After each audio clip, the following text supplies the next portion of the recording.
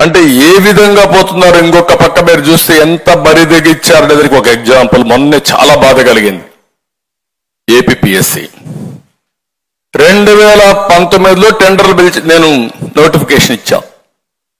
దాంట్లో deputy collectors and also డిఎస్పీల పోస్టుల కోసం అవన్నీ కూడా ప్రాసెస్ చేస్తే మామూలుగా ఇవన్నీ కూడా కంప్యూటర్తో కరెక్ట్ చేయకూడదు, మాన్యువల్గా చేయాలి. ఫస్ట్ టైం కంప్యూటర్గా చేశారు. అది కరెక్ట్ కాదని కోర్టు స్టే చేసి ఆ కోర్టు మళ్ళా డైరెక్షన్ ఇస్తే మాన్యువల్గా చేశారు. ఆ మాన్యువల్గా చేసిన తర్వాత ఫస్ట్ చేసిన మాన్యువల్లో వీళ్ళ మనుషులు రాలేదు. రాకపోతే వీళ్ళకి కావాల్సిన వాళ్ళు రావడానికి మళ్ళా సెకండ్ టైం చేయించారు.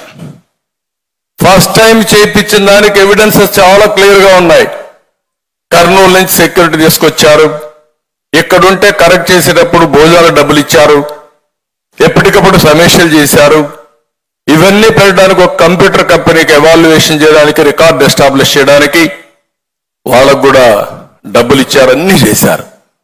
ఇంత డాక్యుమెంటరీ ఎవిడెన్స్ ఉంటే ఆ డాక్యుమెంటరీ ఎవిడెన్స్ అంతా అవాయిడ్ చేసి మూడోసారి మళ్ళా చేపించాడు, మనుషులకి ఇచ్చి పోస్టింగ్స్ ఇచ్చేశారు. కోర్టులో 2 సార్లు రాంగ్ అఫిడవిట్ ఇచ్చారు. అంటే మీరు ఒకటి గుర్తుపెట్టుకోవాలి, అల్టిమేట్ గా ఏ వ్యక్తి అయినా సరే ఫైనల్ జడ్జిమెంట్ వచ్చేది కోర్టు ద్వారా వస్తుంది. ఈ రోజు ఒకవేళ న్యాయం డిలే అయినా న్యాయం జరుగుతుంది, పోరాడే శక్తి ఉండాల్సిన అవసరం ఉంది. ఈరోజు అలాంటి కేసు చేస్తే ఇంతవరకు దానికి కూడా సమాధానం ఇప్పుడు కొత్తగా చెప్తున్నారు. మళ్ళీ